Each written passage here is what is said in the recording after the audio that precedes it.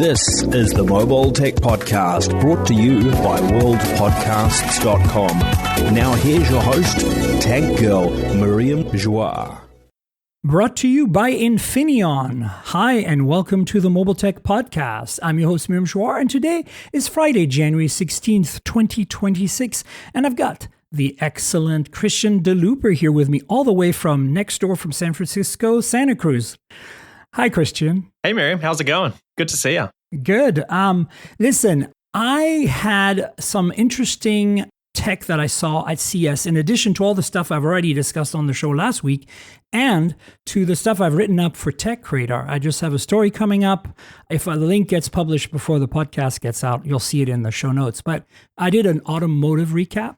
Oh, cool. So yeah, but in addition to that, I spent some time with our sponsor Infineon discussing some of their technology with some interviews. So I'm going to roll this now, and then Christian and I will be back with the news and some phone stuff. So stay tuned for that. We're here at CES 2026 at the Infineon suite with Chevron talking about Wi-Fi 7, specifically the Wi-Fi Alliance just made an announcement that they were allowing 20 megahertz support for Wi-Fi 7 devices. So you have a solution for that.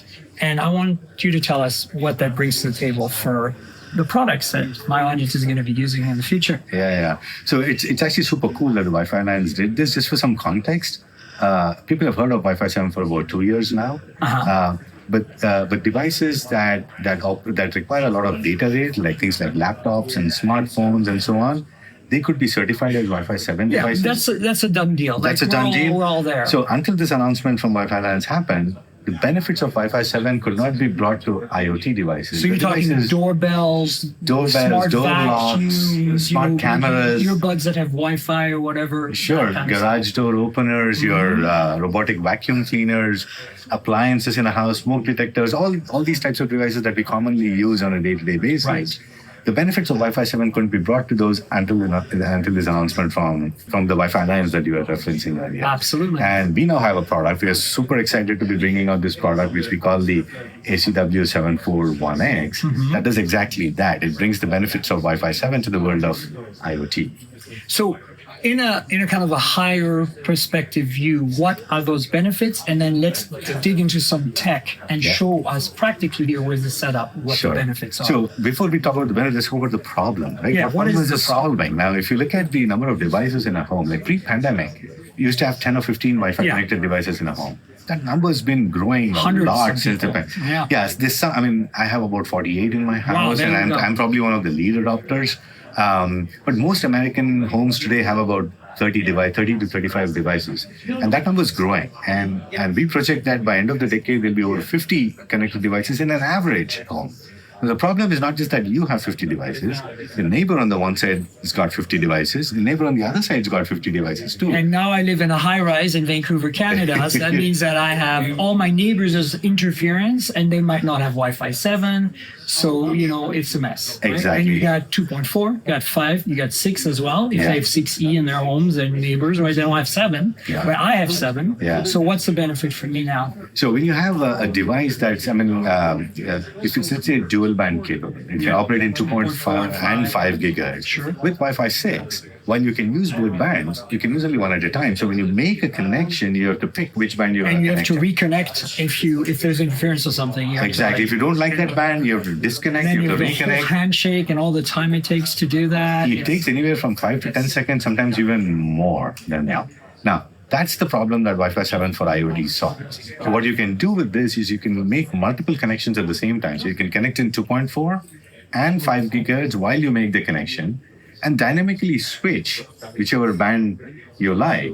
Cool. So you have a demo for us that actually shows that. Yes, and shows the improvements in latency around that. Right. So let me set this up for you. I've got 3 devices here. There's a Wi-Fi 6 device. It's a Wi-Fi 7 device, which is built with the chip we just announced, ACW741X. And we have a device here which emulates interference. The 50 devices, the 100 devices we talked about, this kind of creates traffic to emulate that interference. This is FCC's worst friend right now. Exactly, yeah. So these 2 devices are now connected to a Wi-Fi 7 access point. And what you're seeing here on the chart here is a latency of a packet that's going on the network. So the y-axis is the latency, X-axis is the passage of time. Now, both these devices, as you can see, are connected in 2.4 gigahertz now. Everything's looking good so far. There's some latency spikes. That's because there are other Wi-Fi devices in the vicinity here, and therefore you're seeing these little spikes here. But now let's create some interference in this band. So let's start with 2.4 gigahertz, and we create some interference. So this device will produce a lot of data. Now, when that happens, notice what happened to the Wi-Fi 6 device, right? Yeah. It lost connection. It's trying to reconnect, and so on. Whereas you look at the Wi-Fi 7 device, super cool. It noticed that it switched. The spike here, it noticed that there's a lot of latency. It jumped onto 5 gigahertz spectrum. Latency is still pretty low. Fantastic. And that's the switching time. And look at that. It could switch in like under roughly half a millisecond. So imperceptible to the user. If you're streaming from your doorbell right now, you won't even see a glitch. You won't even see it. And that's kind of whereas the Wi-Fi 6 right? device finally, after, I don't know, maybe 5 or 10 seconds there, reconnected, and it's still struggling because there's still a lot of quite a bit of time. interference, and the latency is going up and down, whereas the Wi-Fi 7 device, smooth, right? Now, very nice. now let's flip this around and try if it works the other way, right? So let's now inject some interference in the 5 gigahertz band. Okay, let's see what that does here. Okay, here's a little spike. So the Wi-Fi 7 device detected that these two spikes here. It detected that the spectrum is crowded, and it switched over to 2.4. And once again, the switching time half a millisecond. Right. So there's still a little traffic here. You can see little spikes because of that. But look at the Wi-Fi 6 device. Wow, still struggling. Wildly it took a while, and it's starting to level out. Yeah, it's starting to level out, but it took a while for it to get there. The Wi-Fi 7 was very quick and easy. So that's the benefit of bringing Wi-Fi 7 to the Wi-Fi. So now, obviously, I see the benefits. Like, with IoT devices, like the kind of the home device we were talking about, the price is really critical, right? So obviously, Infineon is a solution provider for OEMs to make great products. Price is pretty critical. So I presume that this solution is available at a pretty reasonable price point, correct? Yeah, I'm glad you brought that up because it's because Wi-Fi 7, the perception about Wi-Fi 7 is it's a luxury it's thing. expensive, Right, it's a luxury thing, and that was true because there are ways in which you implement Wi-Fi 7 which are more for the high performance devices, where the chips become much more complex because they're operating in 2 bands concurrently at the same time. Yeah. So that is like using link 1 and link 2 at the same time. And we're not doing that here. We're not doing that here. Right. We have the capability of operating in either link, and we just switch between the 2 links. Right. So this is a way of implementing Wi-Fi 7 without adding cost to the end system, so that IoT devices can afford it. The same cost as a Wi-Fi 6 device, right? Practically. At the system level, it's practically the same cost because it's got the same dual band antenna, the same BOM, and so on and so forth. Fantastic. Well, listen, that was fantastic. Appreciate you sharing that info with us. Thank you I think it's going to make everybody's vacuum robots better, which we all want. We want the robots to be happy, right? Exactly. So there you go. And now I'm here with Gary at the Infineon suite, and we're going to talk about some new tech. It involves coffee makers. I'm a big coffee fan, so this is exciting. I'm a big coffee fan as well. All right, so Gary, tell us what you're showing here. Let's take a look. So this is a coffee machine that's demonstrating one of our MCUs, which is our PSOC 4000T, which has multi-sense capability. It can also, not only can it do capacitive sensing, but it can also do inductive sensing. Fantastic. And so the inductive sensing is used for like the metallic buttons here. So being able to sense the metallic deflection to be able to recognize button pushes. And that's for like very sleek, waterproof type designs where you can seal it all off. Okay. So did you adapt a commercial product to this? We adapted a commercial product to because I'm demonstrate this quite familiar capability. with PSOC. So I also see you have some sort of capacitive strip device. Yeah, so inside in here as well is this capacitive strip that we have for liquid level sensing. Ah, okay. And so you can see it's showing the liquid level here on the screen here. And so because you can't really see inside the machine, we have this demonstrator here to show this. So this strip is inside the machine, and you can see over here there's a sensor showing the level of the liquid, and as I raise the level of the liquid up, you can see it goes up over there on the screen. Yeah. Right? That's wow. And so it's air gapped as well, so it never has to touch the water. That's really cool, but it's able to actually use it. Yeah. I like that you have it air gapped because that way there's no maintenance, right? Correct. That's right. You don't have to deal with like a floating bob or anything like that. So that has mechanical issues.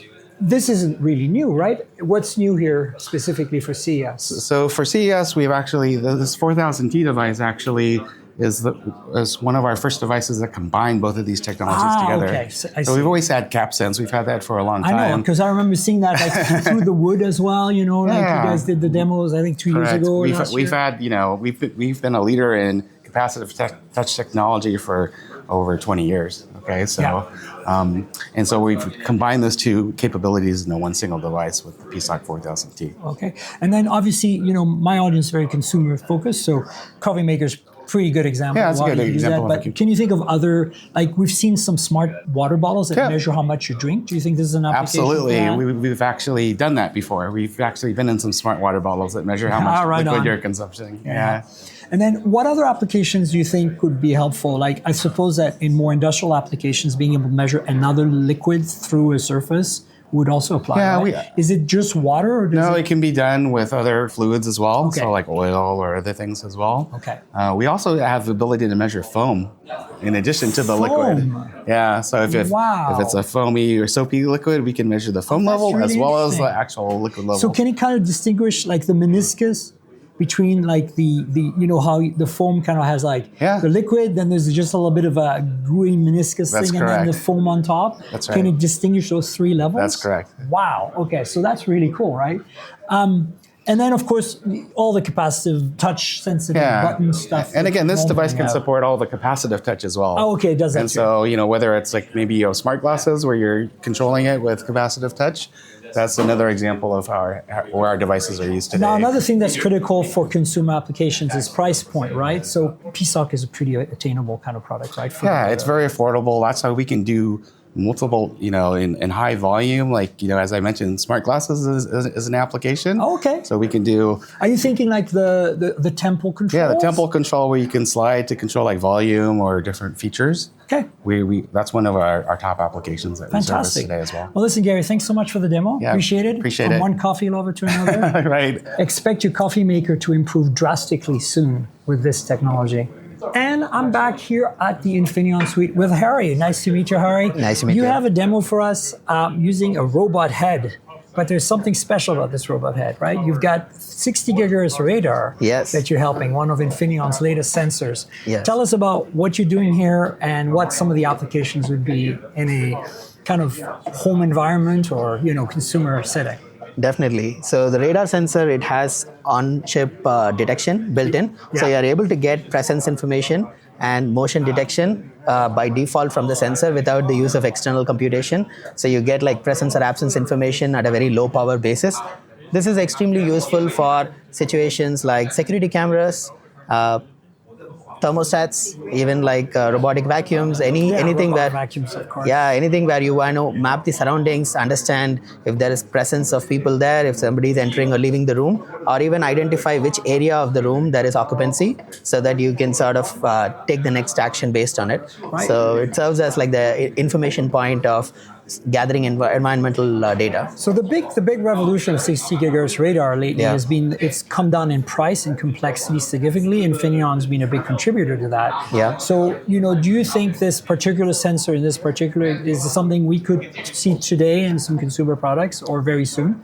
Yeah, definitely. 60 gigahertz radar has come a long way, and even the latest generation of Infineon's 60 gigahertz radar, like I said, it has a technological advantage as well, where we've moved on completely to CMOS. So this brings in like a good trade-off between performance, cost, and also the ability to do on-chip detection. Yeah. So this makes it very compelling to replace existing solutions and make it really low power and effective in terms of what you want to get out of it. Great. So in this particular demo, you're going to show us a little bit. There is, the robot, because of its three sensors, I believe, is aware of the two of us being here. Yeah. And it can now use a time of flight sensor, to kind of rotate towards me. But it's if I'm closer, it's going to track me, and if you're closer, I'm going to move away right now. Yeah. And see if it actually tracks you.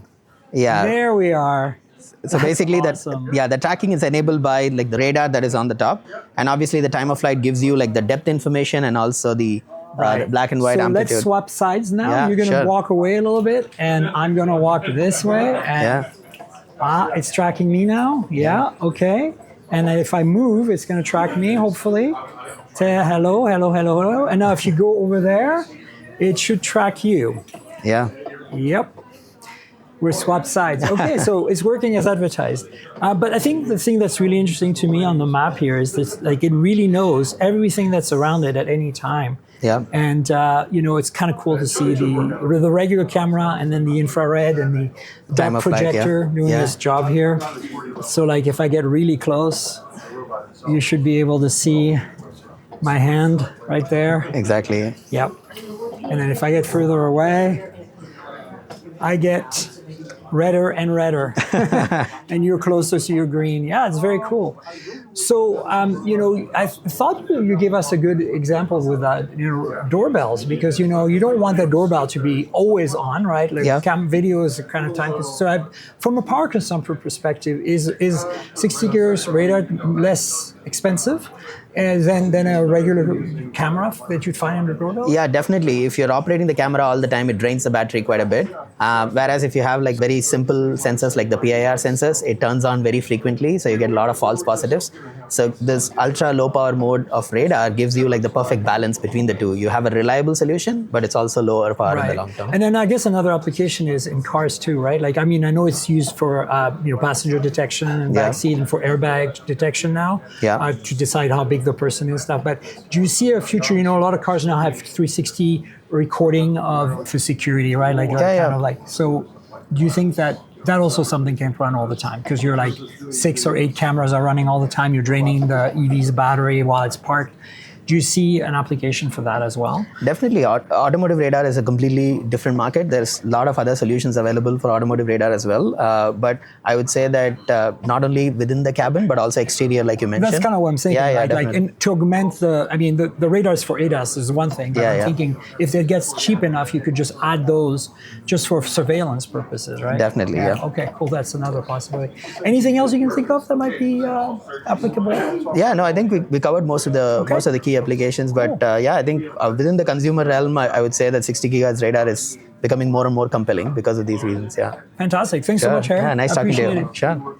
Folks, we have seen a bunch of really cool stuff today at Infineon, and I think CES 2026 has been all about robots and physical AI, as you know, but I think it's becoming real. I think that a lot of the technology we saw here are going to make it much more viable for your products, your tech in your home to actually work properly and not annoy you as much as it might do right now by running out of battery or not connecting to Wi-Fi properly. Because we all know that. You talk to your smart speaker and suddenly it's not connected. You're like, I need a timer. I need it now.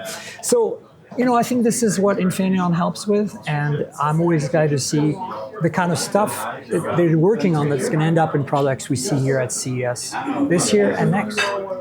All right, so Christian, you have a new phone and I have a new phone. And this is kind of podcasts I like, where we can review phones.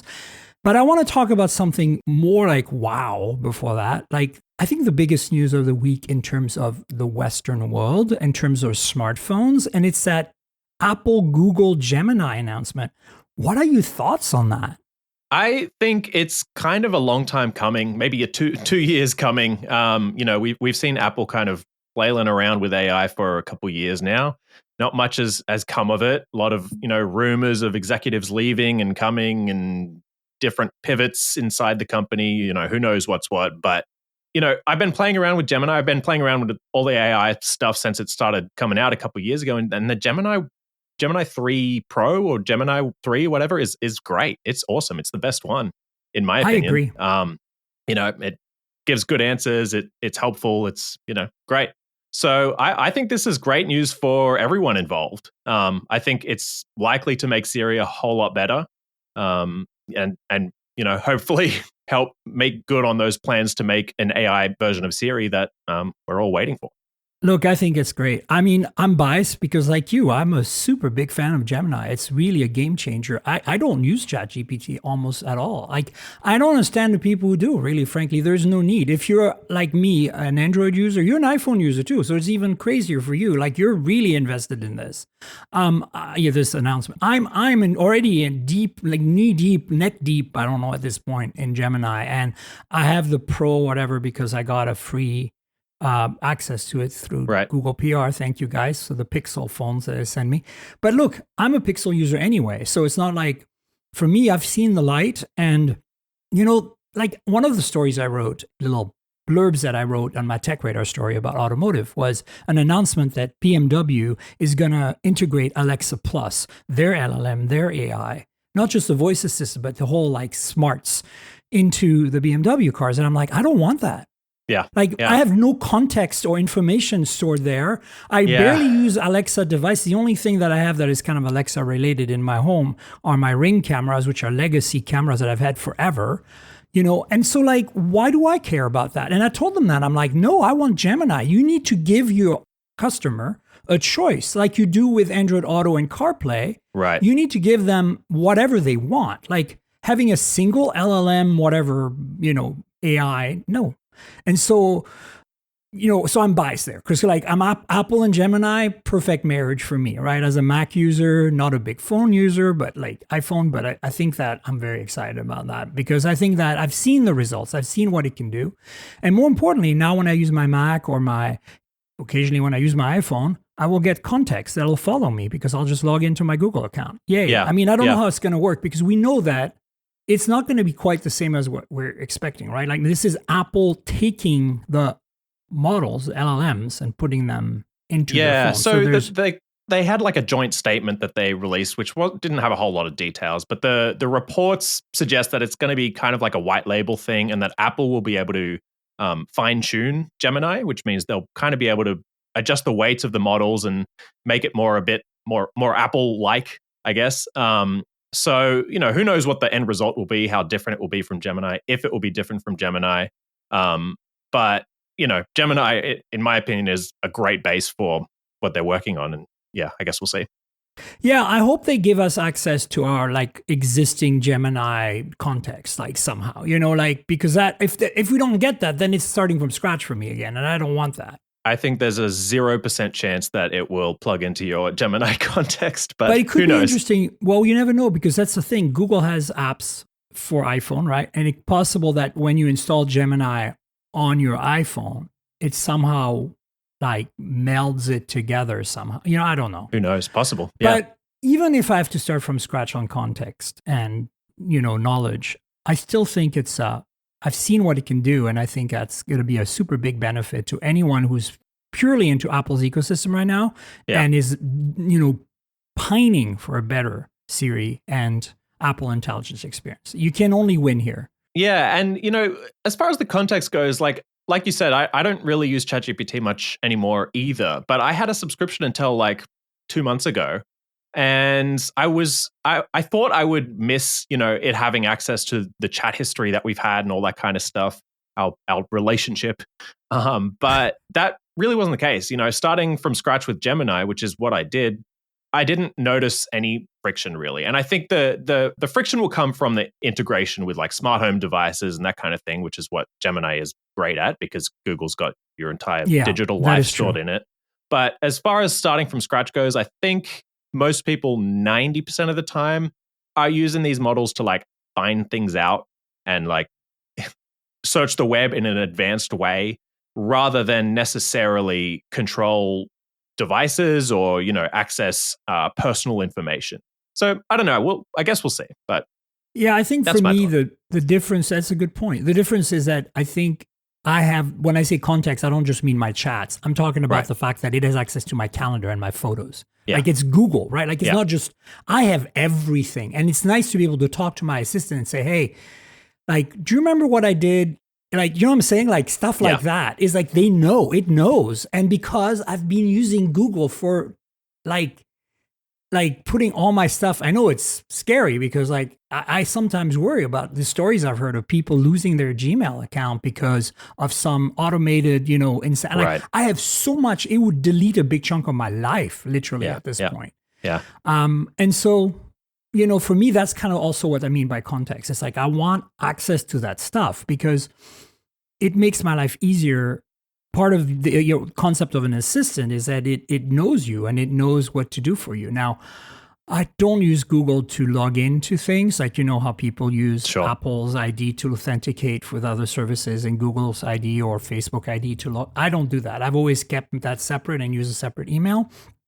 But because I'm old school that way, but I think that there are some things I don't use in the entire Google universe, but I use so much of it right now and I've given Gemini access to so much of it that, you know, I had to try it because it's part of my kind of, you know, pixel experience as a reviewer was like, let's get that thing where, you know, I get a text from someone and it says, you know, do you want to do X? And then the agent says, oh, hey, by the way, this is relating to XYZ you did in your calendar 2 weeks ago. That stuff I needed to experience. So as soon as I turned it on, I was like, you know, I hovered above the button for a little while. I'm like, do I really want to give Gemini access to all this stuff? I mean, but then I was like, Google already does. Google already knows. does. So it's all the same. Yeah.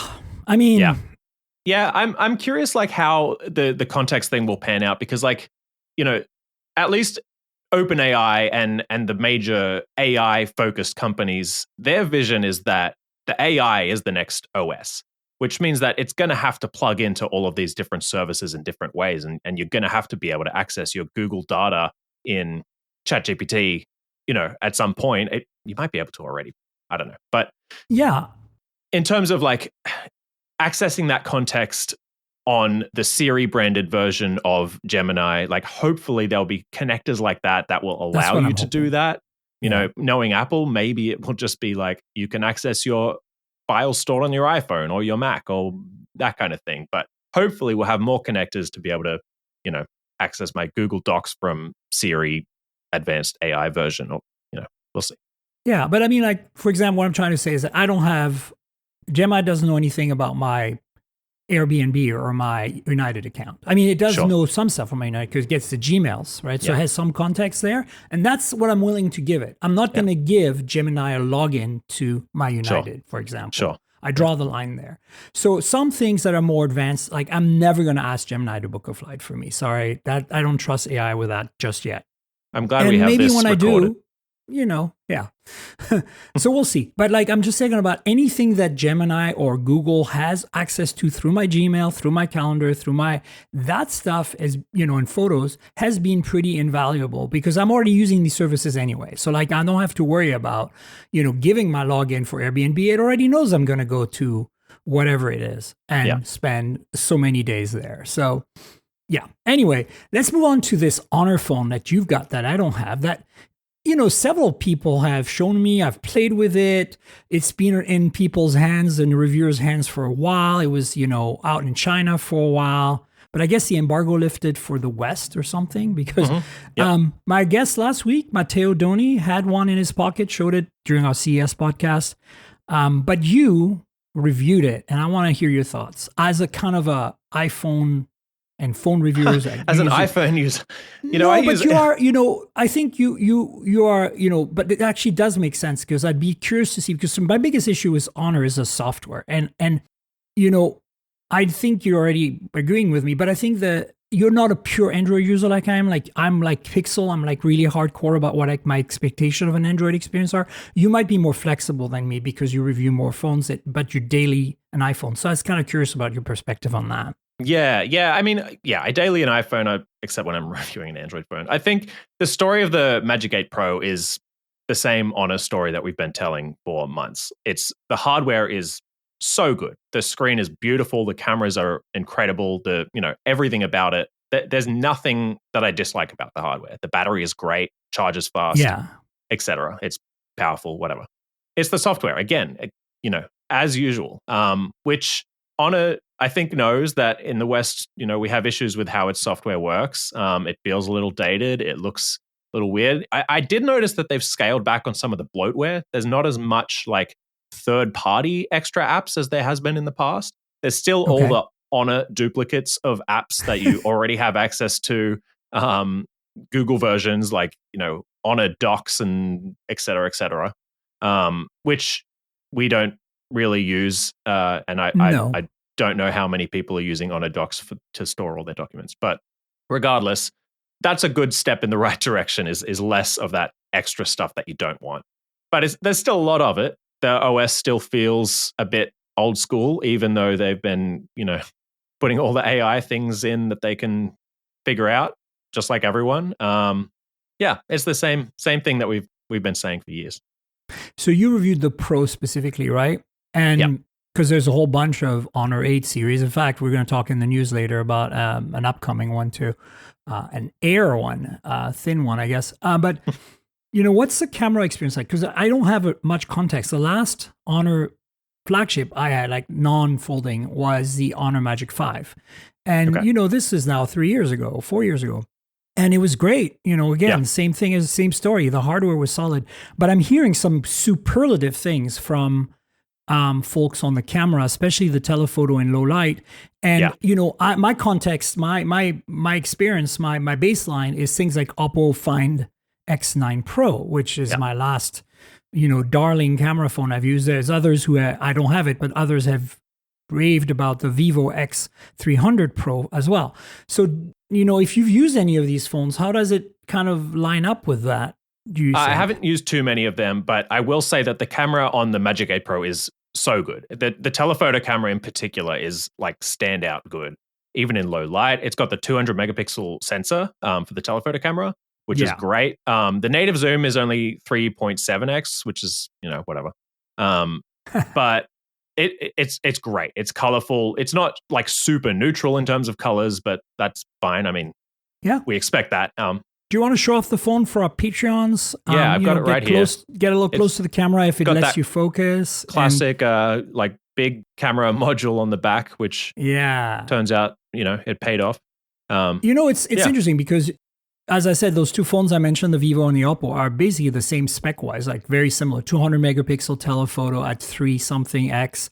I think you have to understand, and I think that's also why Apple went down to 4X on the 17 Pro Max and 17 Pro this year, is, that 5X jump they used to make, and that Pixel still makes, is problematic because you get a lot of loss in that 3X, 4X area where, a lot of people like to take portraits at that level. So I think having either, like Oppo did for a while, 2 50 megapixel telephotos, one that's 3X and one that's 6X. They did that for a while.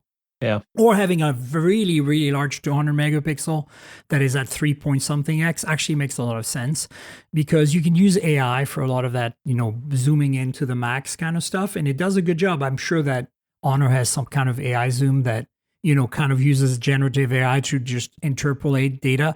That's what Oppo and Vivo do, and it's great. Like it looks superb. It depends on what you do. People and writing, not so much, but things like buildings, cars, pets, even animals, it does a pretty damn good job. So I'm curious how much of that is available on the Honor. Yeah, I mean, there's all of that available on the Honor. Just the AI upscaling and all that kind of stuff. I kind of like having the 5X on the telephoto, and I think we'll be able to do that more, over the next few years as the companies work more on the kind of sensor cropping stuff that they've been doing, because that's been making a big difference for that kind of in-between area for the main cameras is like the 3X, the 4X, they call the 2X optical quality, which is fine because it's just a sensor crop that cuts out the rest of the actual pixels. But that makes a difference. And I've found that even on the, the previous, it was the 5X on the iPhone 16 Pro, the kind of 3 to 4X region was pretty good. And it's okay. Yeah. I think that there's another issue. I think it's also really hard to do a 200 megapixel large sensor with optics that are thin. Right. At 5X. I think that's also why they've gone down to they're trying to go as close to 4 as they can, I think. 3.5 is on the Oppo. I don't know what the Vivo is. You said 3.75 or something on yours. Yeah. So I don't know. I think it's great. I got some specs here for the specs hungry. This is a really nice phone. It's got, Snapdragon 880 Gen 5. You talked about the display. It's a 1220p essentially, 1.5K display, LTPO of course, 120 hertz, Dolby Vision, all that.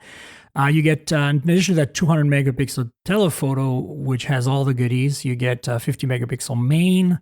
It's also f1.6, which is really great. You get a 50 megapixel ultra wide, 50 megapixel front facing camera. How's the selfies on that? Yeah, they're great. they're good. Yep. All right. And of course, you get a massive battery and not as big in Europe. I don't know if you have the global one or the Chinese one, but I have the global one. Yeah. Yeah, the global one. The Chinese one apparently has a 7,100 milliamp hour battery. Well, actually interesting because it's Chinese it says here in the specs 7,200 for China, 7,100 global, and the European is 6,270. Yeah. And 100 watt wired for the global for charging, 120 watt wired for the rest of the world, and I guess 80 watt wireless, which is insane. Wow. I suppose you need Honor's charger for that though. Yeah, you need Honor's charger for that, or Honor or Huawei like supercharge chargers. Yeah, for sure. Yeah, that makes sense. Yeah. It has the triple like IP rating like the OnePlus phones have had. So it has the IP69K, et cetera, which is super cool. Yeah, I mean, I think a lot of phones are like that now, and I kind of dig it because it's like, okay, look, you're not going to purposely drop your phone in a lake, but you might accidentally. And yeah, it might you might be, accidentally. Might be able to be fished out. So yeah, any kind of solid water is, I don't know, like, remember, were you on that cruise with OnePlus? Mm-hmm. Yep. The dishwasher test? Yeah, that was cool. I mean, it's good to know that if you really want to disinfect your phone, you could do that. I think there's probably a limited number of times you can do that, though. Yeah. So, be careful for those of you out there with an awesome OnePlus 13, because the OnePlus 15, I have some issues. I've mentioned them many times now. My gist of that was, in case you didn't know, Christian, was that I felt that it wasn't as well balanced as the 13, like not as overall. Well, that's true. The cameras weren't as good. The battery is incredible. Battery life, amazing. But for me, it's like I'm not surprised. Half of the Chinese branded phones I've received that are global market phones this year, even affordable ones, are 7,000 milliamp hour. I'm used to that now. It's not that exciting to me, but it's a good thing for North America that we have one phone that has that kind of battery life. And I love the material, the build, that finish, sandstorm, but the camera downgrade and some of the software changes, the lack of slider for the alert, which, I know they've gone to the iPhone way of doing things, and Oppo started that way before that, even with the Find X8 Ultra and stuff. Like, some of these things, bother me. And it's in the performance focus. Like, I don't care about that. Like, it's a flagship. It's not a gaming phone. I want a balanced experience. And that is why I keep telling people, if you can pick up a 13 right now, pick up the 13, because with all the software updates, it's damn close. Now, the battery life's not going to be as good, right? Yeah, the Honor has that kind of customizable button too. It's designed for AI stuff, which most people, I think, will maybe want to change it. But ironically, the ones that we've seen on Android so far are not as good or as customizable as the action button on the iPhone because of Siri shortcuts. And it's like, Google needs that. We need a Siri shortcuts for Android that's first party and that has like deep integration and developer support. Like, that is the iPhone's superpower. If you don't use shortcuts that much and you have an iPhone, it's great.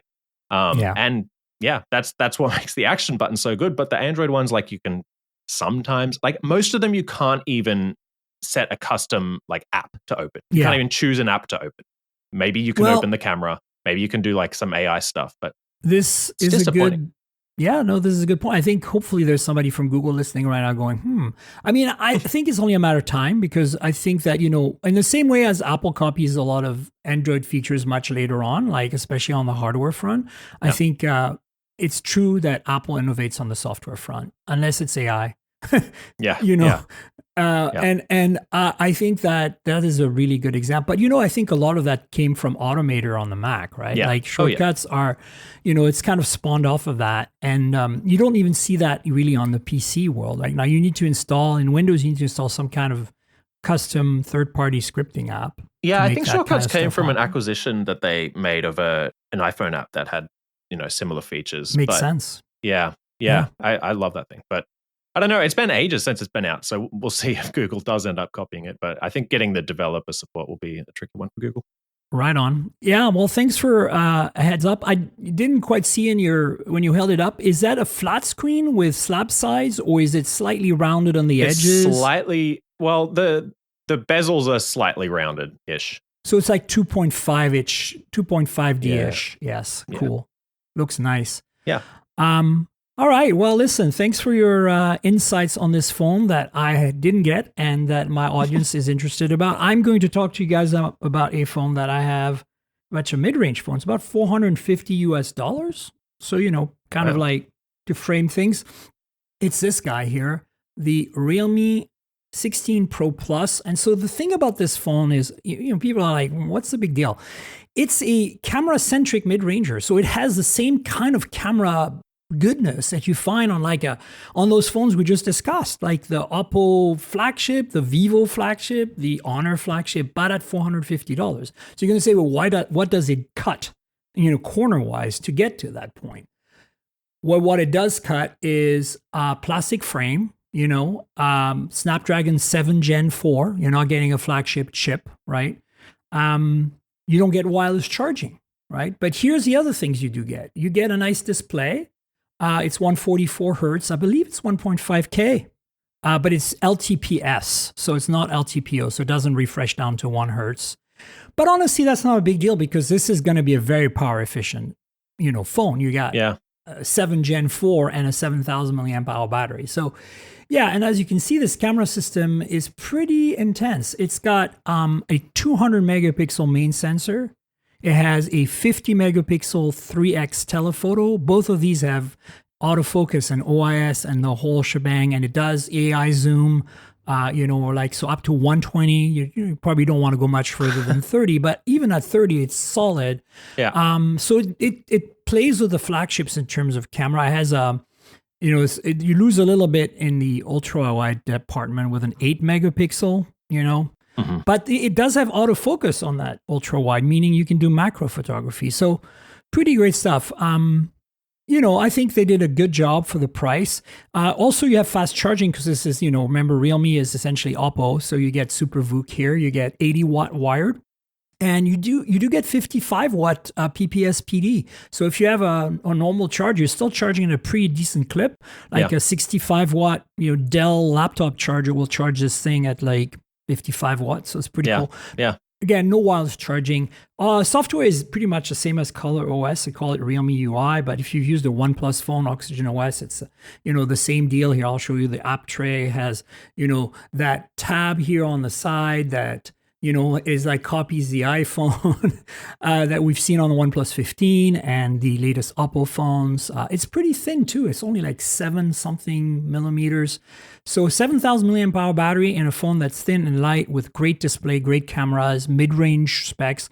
You get lots of RAM and storage options as usual. But it seems like the mid-range spec is really just the chipset, and everything else is kind of flagship. Yeah, everything else is. I mean, you except do for the those, LTPS, but LTPS, you get like it's little things that they cut here and there, like no wireless charging, and it has this suede back, which is it's kind of hard to describe. It's not like Alcantara, but it because it doesn't leave the marks, but it feels like you're touching suede, like maybe very soft leather. Like it's not vinyl, it's not vegan leather like what we're familiar with. It's very interesting because it's softer than vegan leather. It's almost has a felt feel to. I don't know. It's great. Like I think they do actually call it vegan leather. Yeah, it looks nice. Yeah, and look, it's got a camera bump that's not too pronounced either. Yeah. Like, if you how's can the see like the camera specs are great. How's the like process? Like how do the images look in the end? Good. Yeah. Like I mean, this is definitely using like the Oppo land non-Hasselblad. So think OnePlus 15, OnePlus 13, like roughly in terms of quality. I'd think it's closer to OnePlus 15 because, it has a bit of a downgrade in specs compared to the previous OnePlus 13, but it's in that range. The color science is slightly tweaked because it's more like Realme's color science. But, I think people will like it. It feels like a photography device in the sense that it's got that high contrast, photography style in the resulting photos. It's not trying to do the iPhone, Samsung Pixel thing of making everything even and perfect. Right. It gives you, it'll give you shadows in some shots. It'll give you it'll give you some mood, which is kind of, I think, what a lot of these Oppo, Vivo, and I think maybe Honor does it too. They're trying to approximate the use of a real camera. And there's different modes, like film modes, or you're like vibrant versus like in the same way as like the Oppo has the Hasselblad modes, and it's very cool. Like if you're looking at saving money, and again, this is not available in the US, but like in India, in Europe, this is sold. Like you could pick this up and really enjoy some great photography with it, and good battery life that lasts you forever. So by the way, folks, you probably want, like those of you listening on audio, like, why are you talking about phones and showing phones? Well, guess what? There's a video version of this podcast that you can subscribe to on Patreon. So that is why I keep mentioning Patreon and showing stuff. Those of you on Patreon get this video a day in advance. Every week the show gets recorded and you get a day in advance, and you get $5 a month. That's the deal. So if you want to support me, that's the way to do it. And the audio version, I don't cut anything out. Sometimes I do give my Patreons a bit extra because we go overtime, and sometimes there's bloopers in there because FedEx shows up in the middle of things and we unbox a phone or something real quick. Yeah. So that's the kind of stuff you're missing as audio listeners. But, honestly, if you can support me on Patreon, I'd appreciate it. Patreon.com/TNKGRL. So yes, Realme 16 Pro Plus. Now there's, like the Honor Magic 5, there is a whole series of Realme 16 phones. This is kind of their mainstay mid-range phone. It has like a 16 Pro as well, which has not quite as good cameras, and a 16 regular, which is even cheaper. And then there's a 16, light or something. Anyway, like you get the idea. This is the best they make in that line. And I get it every year. It started, I think, with I want to say the Realme 9 or 10 series, where they were like, okay, why don't we make this to stand out from the rest of the crowd? Why don't we make this a camera-centric mid-ranger? Right. And I was like, no, you can't put OIS on a $350 phone. You can't put a periscope tile. So every year they added things like, first they did OIS, then one year they did a 108 whenever they did those, remember? Then they did like a 200, then they did like periscope telephoto, then they did, it's just been crazy. And then now we've kind of settled, other than the ultra wide, we've settled on essentially making a flagship great camera system. Yeah. So as an imaging nerd, I'm into it. And I always request it simply because I'm like, I can't do all the Realme phones. There's so many of them, but there's a lot of Realme phones. And choose the good ones. Yeah. We get some news items. Actually, before we do that, I think we get some other fun stuff. Pixel 10a has leaked. And as a Pixel aficionado, and the fact that a lot of my listeners are in North America and in the West, we're going to be getting this phone. It looks like we're going to be getting this phone next month, which is, oh my God, Christian, it's beginning. The marathon of 2026 has begun. I feel bad because right now I have a backlog of reviews I'm kind of finishing up, and I'm dreading adding stuff to it, and I'm hoping I can finish those before the stuff drops. And now I'm reading this and I'm like, I know Samsung's coming, and I'm like, oh no, don't give me a Pixel now. Can you not wait those before till Samsung April? and Pixel starts up? I know. So we're hearing rumors. There's a whole bunch of stuff that's come out. The pricing rumors, color rumors, spec rumors, and like timing rumors. And so what are your thoughts on what we've seen so far? Yeah, it looks basically like the Pixel 9a Plus, which is perfect. Great. That's what I want. The Pixel 9a was awesome at a great price. It was the antidote. I hate to say this because I really did love the iPhone 17 series, including the Air this year. I know the Air is very controversial, but I think there is something about that phone. You cannot dismiss that phone. But the 16e from Apple last year, oh my God, just completely out of touch. I felt Apple was just not like, especially when the Pixel 9a was coming out around the same time, like just a little after, for like just completely obliterating the reason of existence of the iPhone 16e. I felt like you're better off buying an iPhone 16 at that point, or even a 15 Pro refurbished or something, than buying a 16e. And here comes the Pixel 9a, which is like, holy grail perfection almost for a $500 phone. And so, I think I'm excited. I'm curious about, like, we were just talking about the Realme phone, which is like flagship camera at $450-ish. Google has the software advantage and the first party thing, and it's polished and all that kind of stuff. I'm curious, like, how long before we start getting that kind of thing on a Pixel series? Because, like, we saw the Pixel 10 has the triple camera for the first time. The base mainline Pixel series has a triple camera. the 9A had a pretty good camera, but there's definitely room for improvement compared to the flagship Pixel series. So I don't know, but regardless, I'm sure it's going to be a great phone, and I think a lot of that is going to come down to the software. Yeah. So we're looking at mid-February now, about a month from now, to be specific. We're looking at the same price, or potentially a little less. Actually, the article I'll link here is Hot Hardware. They did a bit of I write for them. I do their phone reviews, and they did a bit of a kind of like a medley of all the rumors. But there since then have been more rumors that there actually might be a drop in price, which is kind of insane to me. I don't know how they can do that. But it also might be to me, it makes more sense that it would be a $50 premium because of the memory costs and the incredible inflation we've been experiencing in North America, especially in the US. Yeah, so I think Google is maybe trying to, get people on board the Pixel series. Show people the way a little bit. I think they'd be happy to eat the cost a little bit if it meant. But if they do, and if this is almost a clone, users. because we know it's going to be Tensor G4 again, which is not a great chipset, but it's fine if you put a big enough battery in there.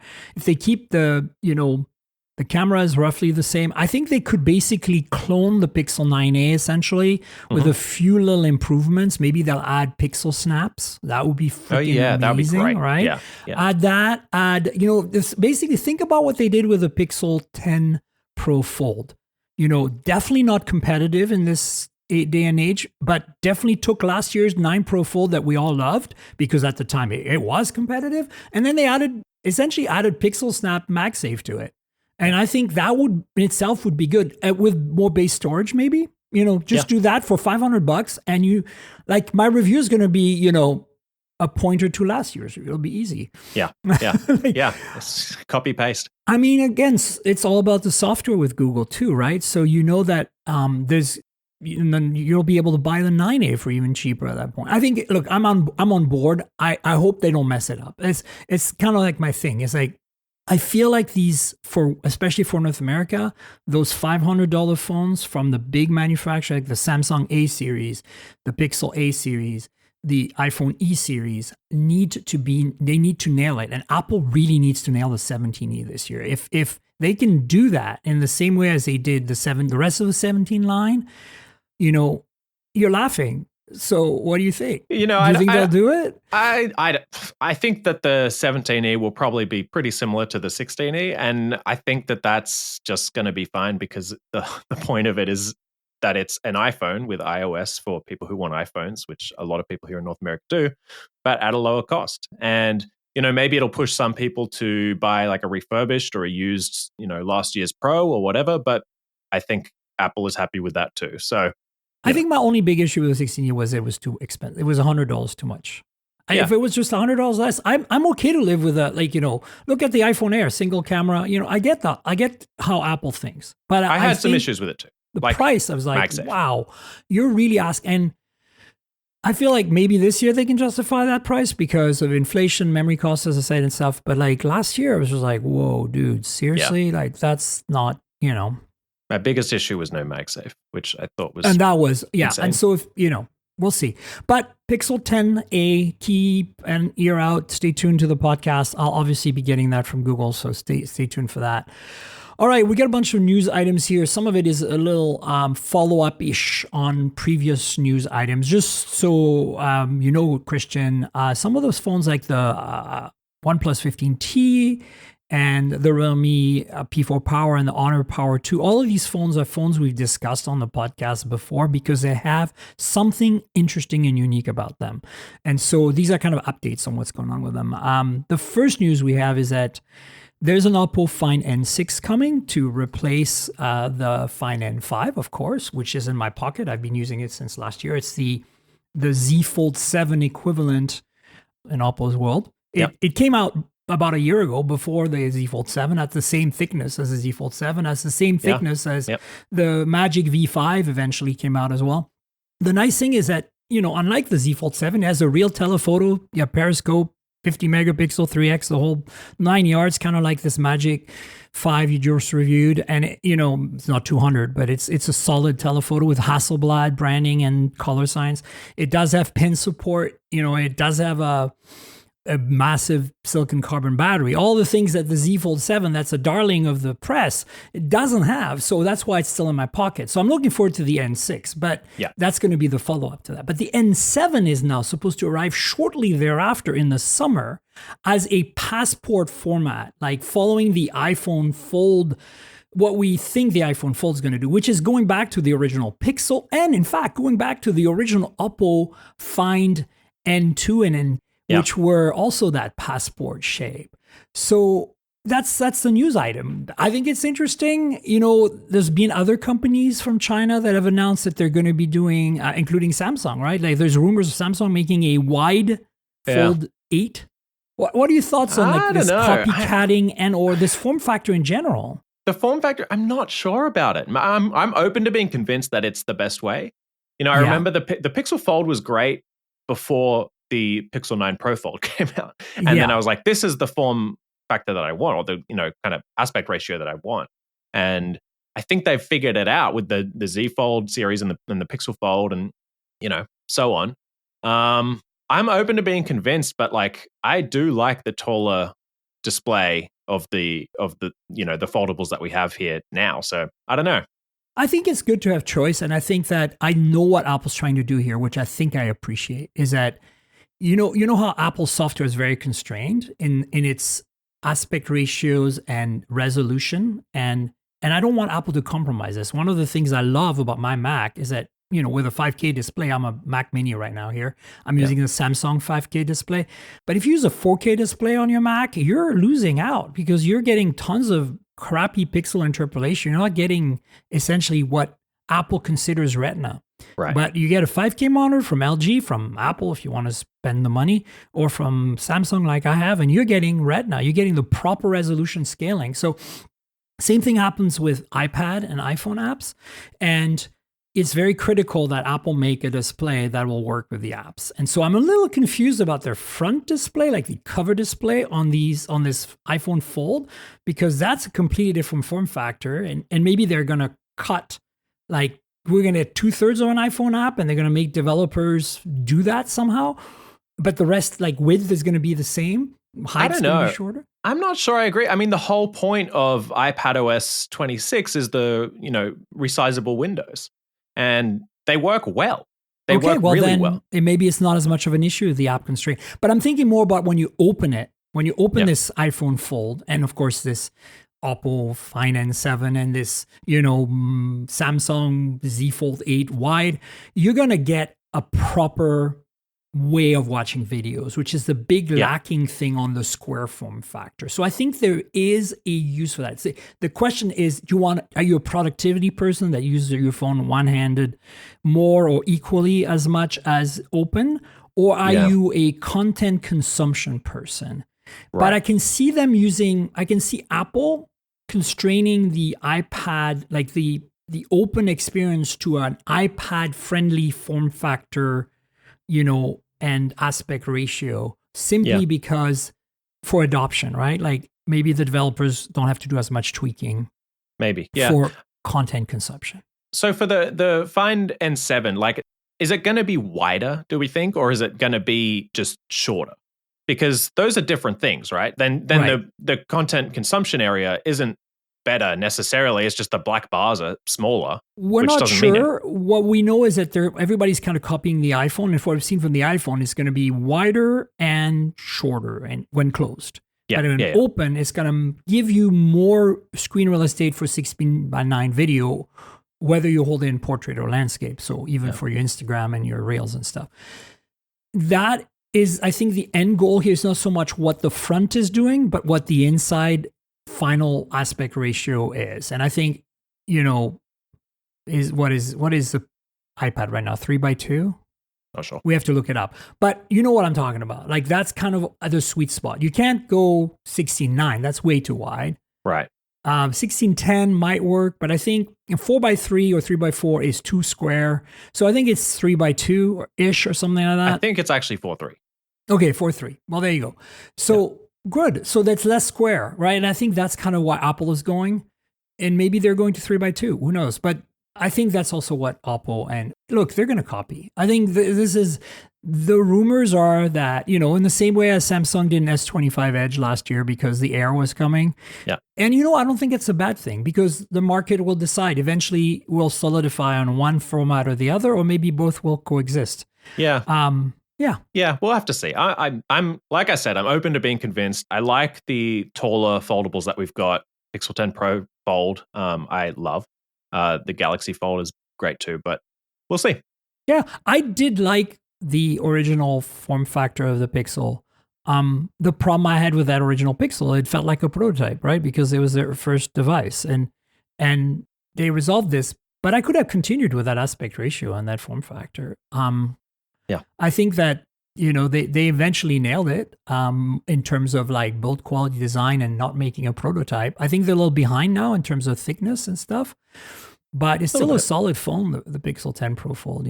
Yeah. Couple of OnePlus items, as I mentioned, the OnePlus 15T we've talked about before. It's essentially the follow-up to the 13T from last year. And then the other news we have, and it's not surprising, but OnePlus Open 2 is canceled again. It looks like they were working on one because last year, there was rumors that they were going to take the Oppo Find N5 and make it into OnePlus Open 2, and that I think it didn't get even that far. Like I don't think internally it got that far because I don't think the OnePlus Open sold super well. But I think there's another factor here at play which makes it even more sense with this second attempt, because with the Oppo Find N6 just around the corner, it's going to be coming, I think, for MWC. So we're like, yes, of course there would be a OnePlus Open 2 potentially on the table, but Pete Lau has really been trying to make Oppo the flagship brand. And you've seen this recently. I didn't put this as a news item, but Realme recently got folded back into Oppo. So Realme was starting to do its own thing, kind of like Vivo. Right. And I think they're being pulled back in.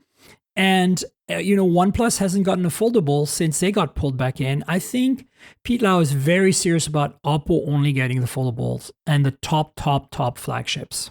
I thought that wasn't there news like last year, a couple of years ago, that basically OnePlus was going to be the North American Oppo, and they were basically just going to do the same thing, but for different markets? Yes, and that's still true, but I think that direction's changed a little bit now. Yeah. Because I think Pete's looking at OnePlus in India is doing better than OnePlus in the US, right? So let's not target the US market as much. Let's just make phones for the US, great. But that's, I think, why we're seeing that 15 and 15R not being quite what we want. Like, in some ways downgraded in cameras and stuff and not as well-rounded because in India, the specs really matter. Right. See, so like having a gaming phone in terms of performance, and I put this in air quotes, it is really important to the Indian market. And so India is starting to drive the marketing, and same with Realme. And so Pete Lau is looking at like, well, maybe we were going to make OnePlus the brand for the West, but now we're not. And so I'm not surprised they canceled OnePlus Open 2 again. I was not expecting another OnePlus Open. I hate to say that because I want it. I want it bad. I'd rather carry a OnePlus Open 2 or Open 3 than the Oppo Find N5 and then Find N6 because I want all the US band support and all that stuff, right? Sure, yeah. That's given. But it's so close right now that it's not a huge difference. So, yeah. I think it's a huge bummer. Like, I really like the original OnePlus Open at the time was such a great phone. It was incredible. The pace of like improvement for foldables right now is pretty quick, and it probably doesn't hold up now, but it was still so holds good. Up, actually. Yeah, it's not too bad. Pull it out, you'll see. Kind of chunky, yeah. It's a little chunky, but not that much. It's about the same chunky level as the Pixel 10 Pro Fold. So, you know.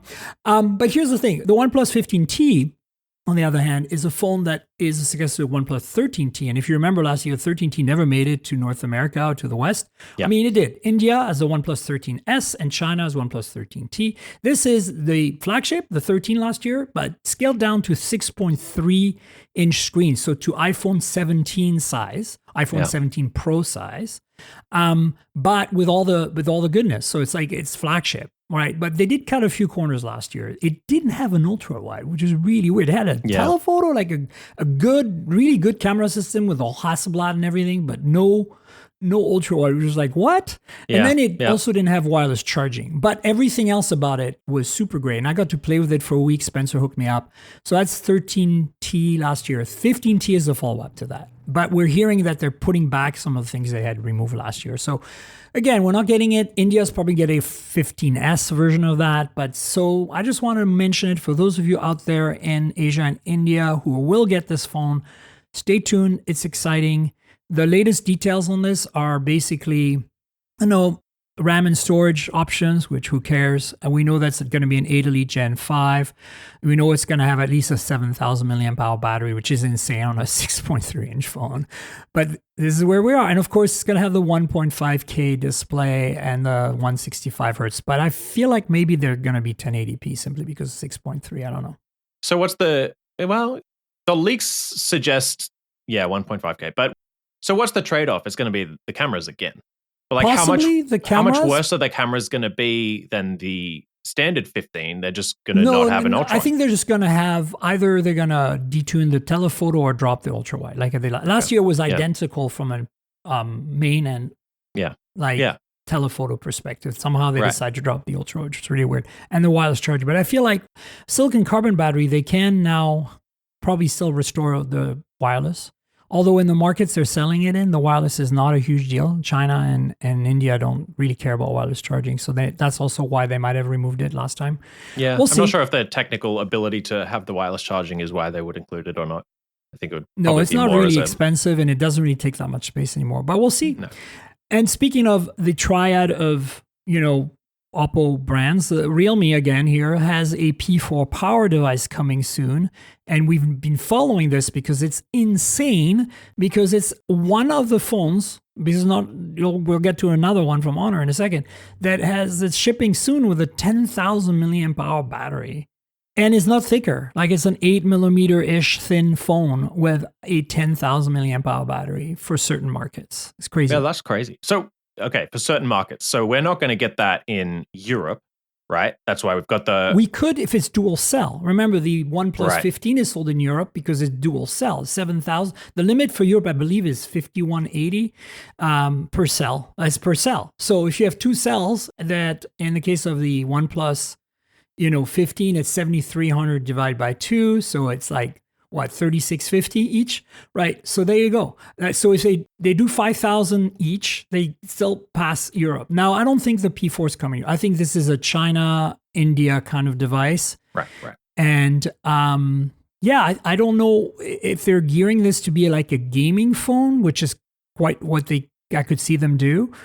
Judging from the graphics here of a first-person shooter running 144 hertz, 1.5K display, I think they're aiming for kind of like a gaming-centric device, but at the mid-range, right, in terms of price and specs. Probably has some kind of Dimensity or 7 series Snapdragon chip. Anyway, it's funny that one of the teaser images here has like one charge equals 1.5 days of use, which that seems really low for a phone with a 10,000 milliamp hour battery. What if they're, again, aiming this for gaming? So 1.5 days of gaming use. Or a week of not gaming use. Look, I'm going to be getting one. I'm going to request one because I have to get the first phone with 10,000 milliamp hour battery at some point. Here's the thing. Like, they did a prototype 6 months ago. I think it was like April, March last year, they showed a prototype of a phone with a 10,000 milliamp hour battery that, and so we knew it was coming. It was only a matter of time. And we knew Honor, who's been the main innovator and the main driver of silicon carbon, would do this. So now we also have this Honor phone, which, is called the Honor Power 2. Like last year's Honor Power had, I think, an 8,000 or 9,000 milliamp hour battery. And this year we're at 10,080 milliamp hour with a Dimensity 8500 Elite chipset, which is a newer chipset from MediaTek. 8 millimeter thick. And it looks like an iPhone 17 Pro, right? Yeah. Even in orange. I like the idea of the reverse wired charging, though, because it's like at that point, the 10,000 milliamp, it's basically a power bank with a screen on it, right? Like, I know, a 27 watt reverse wired charging. Yeah. Crazy. Yeah. And it's got a metal frame. Do you see how his antenna bands? So this is going to look like an iPhone. This is going to be great. Yeah, it looks awesome. I'm super curious about like how long in normal use is 10,000 milliamp hours going to last. Especially with that chipset. It'll be really efficient. Yeah. So, Yeah, stay tuned for that. I don't get the Honor phones. This is China only right now. We're not sure if it's coming to the rest of the world, but I think it's very interesting to keep our, finger on the pulse. I feel like I failed you all because I've been saying for all of 2025 that within 2 to 3 years, we'd see 10,000 milliamp hour batteries on phones, but now it was less than that. So I didn't fail you really, but I did no. Because it's happening way faster than I expected. True, within 2 to 3 years. I thought this was going to be a 2027 thing, and it's 2026 thing. So where are we going to be in 5 years? Are you going to be at like 15,000? Like, those old Uli phones that are like an inch thick that have like 20,000 milliamp hours? I think we're going to get to that in an 8 millimeter thin package if it keeps going. At what point do they stop?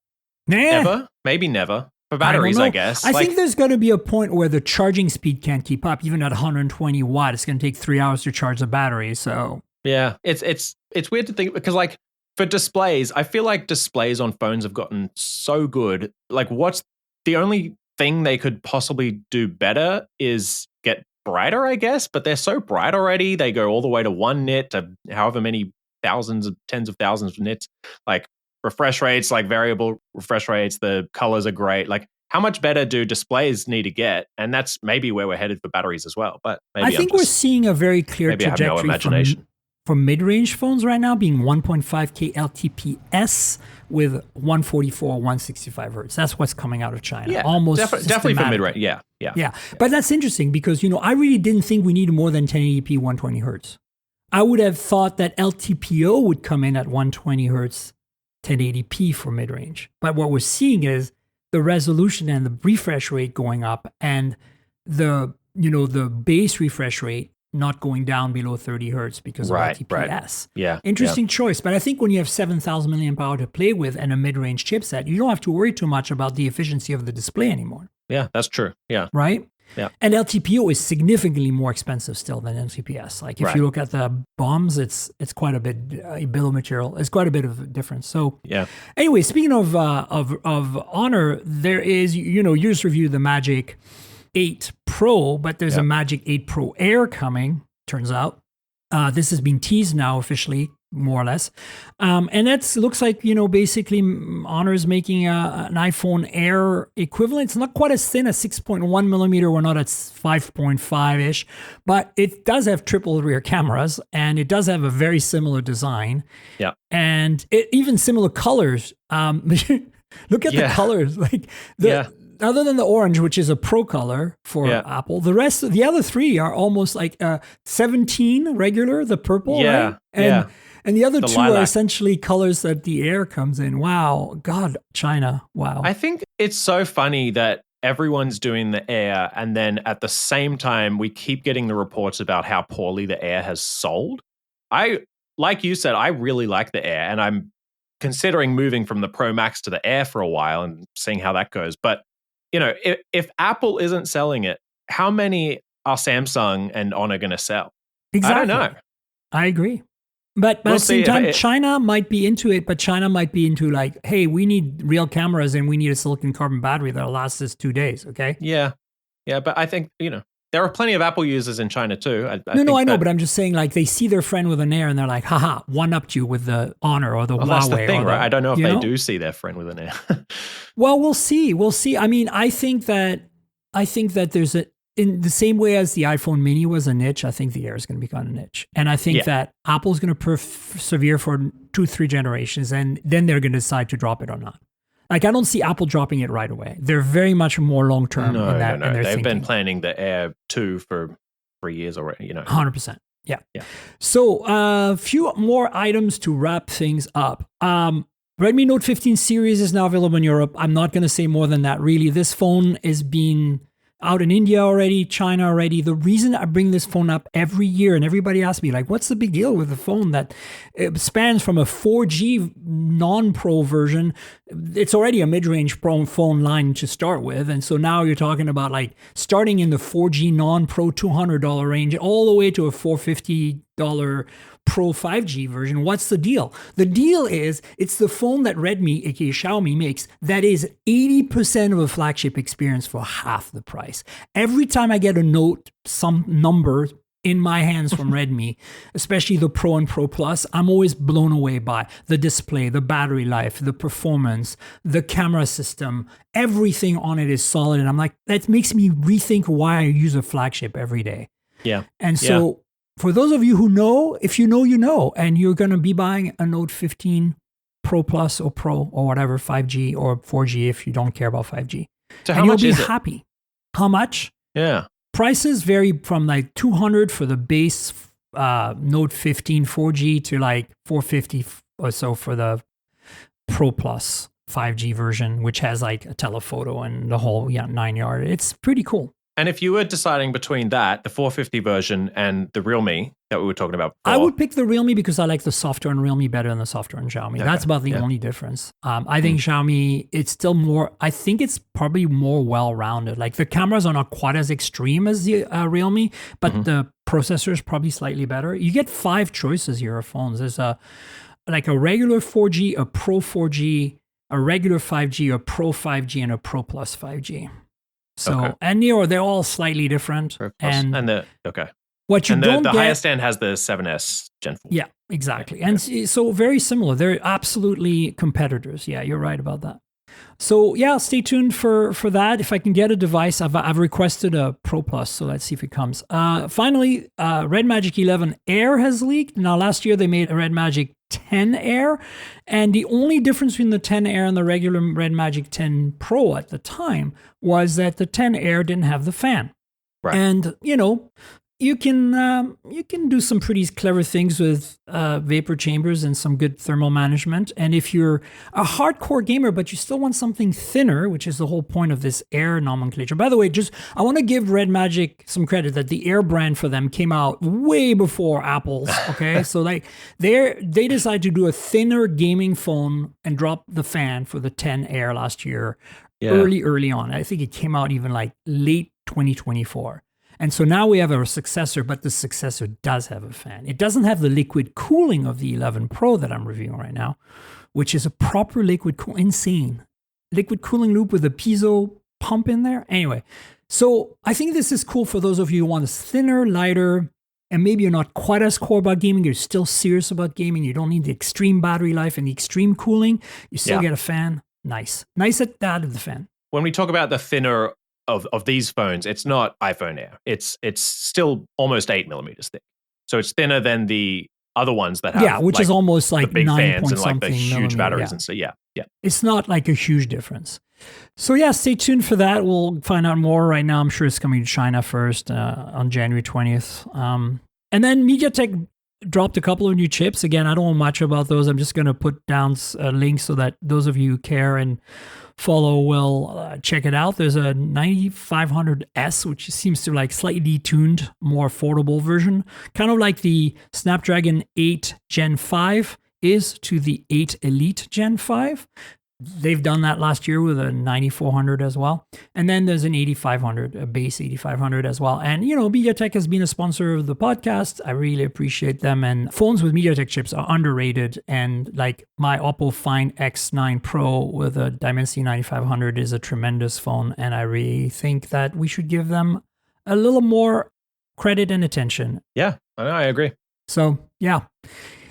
All right, let's wrap up. Christian, tell folks where they can find you on the internet, where your social media lives, where you write. I know it's going to be a long list, but yeah, no, I'm around. Just look for Christian DeLooper. I'm on social media. I need to post more often, but just search my name and I should pop up. Writing for BGR and Tom's Guide, others as well. So yeah. Yeah, if you Google Christian's name, you will find a ton of pubs. And Muck Rack, which kind of summarizes a lot of the writings we do as journalists, is actually a pretty good source to keep track of your stuff because I have a hard time sometimes finding the latest. And so if you want to follow Christian on social, that'd be great. And read his stuff, really solid reviews. Also lots of really great audio reviews. Me and Christian really nerd out about audio quite a bit when we're in person and stuff. It's great. Folks, you know where to find me on the internet. I'm at Tankgirl, TNKGRL. That's my handle pretty much everywhere except on TikTok. Yeah, TikTok is TNKGRL69, which is my year of birth. Get your mind out of the gutter, people. I just thought it'd be funny to do that. because people are like, huh? Anyway, I couldn't get my handle. So I'm not very active on TikTok, but I'm there. Mostly I'm on Blue Sky, Instagram, and Threads, but I'm still on all the other platforms. So please chat with me and Christian about this podcast if you have questions.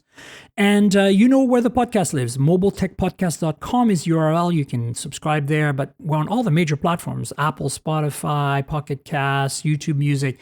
Subscribe to the podcast, the audio version. I'd appreciate it. And then rate and review the podcast if you can in your app. That'd be cool. There is a YouTube channel as well with some hands-ons, some unboxing, some first impressions. Like I just did a video at CES on the trifold from Samsung.